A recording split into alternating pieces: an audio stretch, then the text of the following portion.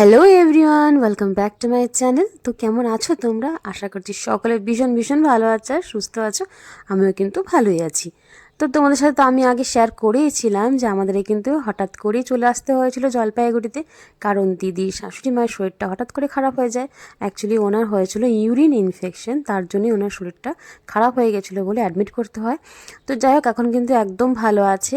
আর পরে কিন্তু আমি আর কোনো ভিডিও শ্যুট করিনি। যে ভিডিওটা তোমরা আজকে দেখতে পারছো এটা কিন্তু যেদিনকে আমরা বাড়ি ফিরে আসবো আমরা দিদিদের বাড়ির থেকে, সেদিনকার ভিডিওটা মানে শ্যুট করেছি। এর মাঝখানে কিন্তু অনেক কিছু হয়ে গেছে, তার মধ্যে আমি কোনো কিছু শ্যুট করিনি, কেন আমার ইচ্ছে করছে না শ্যুট করতে, আর সময় পাচ্ছিলাম না। সেই জন্য আমি লাস্ট যেদিনকে বাড়িতে ফিরবো আর কি, সেদিনকে সকাল থেকে নিয়ে টুকটাক টুকটাক যেটা করলাম, গুনগুনকে নিয়ে কিন্তু আমি স্কুলে যাচ্ছিলাম, কারণ দিদির ঘরে অন্যান্য কাজ ছিল যেহেতু, সেই জন্য গুনগুনকে নিয়ে আমি স্কুল যাচ্ছিলাম। আর এখানে দেখো সকালে গুনগুন ঘুমের থেকে উঠে গেছে আর ওকে খাওয়াচ্ছে দিদি। আর ও না খেতে একদম চায় না, খেতে গেলে ওর পেট ব্যথা করছে, এই বাহানা সেই বাহানা করতেই থাকে। তো সেটাই এখন চলছিল, ওকে খাওয়াতে গেলে অনেকটাই সময়ও হাতে নিয়ে খাওয়াতে হয়। আর যেহেতু স্কুল যাবে তার জন্য কিন্তু ওকে খাইয়ে দাইয়ে ওকে ফ্রেশ করিয়ে দিয়ে একদম রেডি ফেডি করি আমি। দেখো আমিও রেডি হয়ে গেছি, এখন কিন্তু একদম চলে যাব স্কুলে গুনগুনের।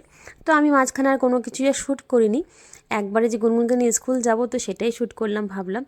তো এই দেখো গুনগুন তো রেডি হয়ে গেছে, ওর দিয়া ওকে রেডি করিয়ে দিয়েছে। আর যখনই আমি আর মা আসি তখনই কিন্তু গুনগুনের মোটামুটি পুরো দায়িত্ব বলতে গেলে আমরাই নিয়ে নিই, মানে ওকে রেডি করানো, ওকে খাওয়ানো, বেশিরভাগই চেষ্টা করি দিদিকে একটুখানি রেস্ট দেওয়ার, কেন ও সারা সব সময় ও করতে থাকে একা হাতে, গুনগুনকে সামলানো, ঘর সামলানো। তার জন্য যখন আসি তখন একটু সুবিধা ওকে দিই আমরা। তো এখানে দেখো রেডি হয়ে গেলাম, আর ঠান্ডা তো পড়েইছে, তবে ঠান্ডা কিন্তু খুব বেশি পড়েছে তা নয়, এখনও কিন্তু মানে কিছু সেরকম গায়ে না দিলেও চলে, তবে হ্যাঁ বিকেল বা রাতের দিকে একটু কিছু হালকা ঠান্ডা কিছু পোশাক গায়ে দিলে পরে গরম পোশাক ভালোই লাগে, খারাপ লাগে না।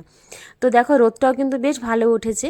তো এখান থেকে টোটো নিয়ে নিলাম, আর টোটো করে তো আর এক যে দিদি আছে, মানে আমার দিদির বান্ধবী, ওরাও তো যাবে, সেই জন্য কিন্তু আমরা ওখান থেকে একবার ওদেরকে নিয়ে চলে যাব। মানে ও হচ্ছে আমাদের গুনগুনের বান্ধবীও। তো এখানে দেখো আমরা বসে আছি, আমরা মানে আমি বসে আছি, আর যে দিদিগুলো থাকে আর কি, দিদির যে বান্ধবীরা, তারা গেছে একটুখানি দোকানে। তো দিদিরা কিন্তু দিদির ব্লগে তোমরা অনেকবারই দেখেছো, ওরা কিন্তু মাঝে মধ্যে এরকম স্কুল থেকে অনেকবারই বাজার টাজার করতে যায়। তবে আমার শরীরটা ভালো লাগছে না বলে আমি আর যাই না, বসেছিলাম। আর এই দেখো বাজার থেকে কিন্তু কুল নিয়ে এসেছে, যেটা আমার ভীষণ পছন্দ। আর এই যে দিদিদেরকে তোমরা হয়তো দিদির ব্লগে অনেকবার দেখেছো, এই দিদিগুলোকে ভীষণ ভালো, খুব মিষ্টি। তো যাই হোক, এখানে আমরা এখন সবাই মিলে কুলই খাচ্ছিলাম। আর এই যে গুনগুনের তো স্কুলে ছুটির টাইম হয়ে গেছে, আর এখানে ছুটির আগেই কার্ড জমা দিয়ে দিতে হয়, তারপরে কিন্তু দাঁড়িয়ে থাকতে হয়, যে যারা আসবে আর কি বাচ্চারা, তখন বাচ্চাদেরকে রিসিভ করে নিতে হবে। তো এখানে আমি অপেক্ষা করছিলাম যে আমাদের কুটকুটিটা কখন আসবে কখন আসবে। আর দেখো অপেক্ষা করতে করতে ফাইনালি আমাদের গুনগুন চলে এলো, এই দেখো গুনগুন চলে এসেছে। আরও এসেই আমাকে বলছে যে আমি আজকে টিফিন ফিনিশ করিনি। ও প্রতিদিন এসে বলে আমি টিফিন ফিনিশ করিনি, টিফিন ফিনিশ করিনি, যখন করে তখন বলে হ্যাঁ করেছি, আর যখন খায় না তখন বলে কি করিনি।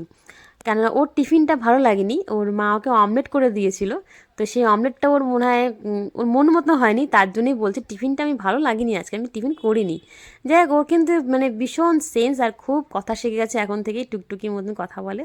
তো ওই যে ওর বান্ধবীকেও দেখিয়ে দিলাম, আমরা এখন চলে এলাম বাড়িতে।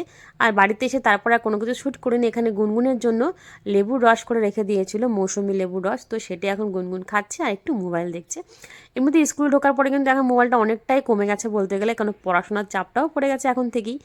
ছোটো ক্লাস হলে কি হবে, এদের স্কুলে প্রচুর চাপ পড়াশোনার। তারপরে চলো একটু খাওয়া দাওয়াটা শেয়ার করি। তো এখানে তরকারি আর মাছের ঝোল হয়েছে, তো সেটাই কিন্তু আমরা এখানে বেড়ে নিচ্ছি।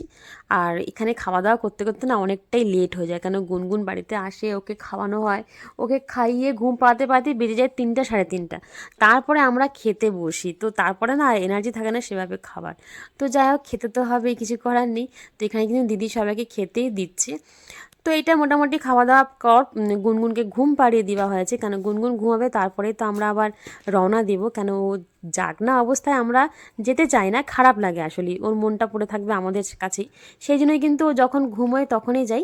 ও ঘুমোর থেকে উঠে তো খোঁজে আমাদেরকে, সাথে সাথে ভিডিও কল করে, তখন ওরা বাসে থাকে অবশ্য। তো যাই হোক, এইভাবেই তো আমরা করে যাচ্ছি, তো কিছু করার নেই। তো চলো তাহলে আজকের মতন ব্লগটা এখানেই রাখছি, কেমন লাগলো অবশ্যই জানিও, সবাই ভালো থেকো, সুস্থ থেকো।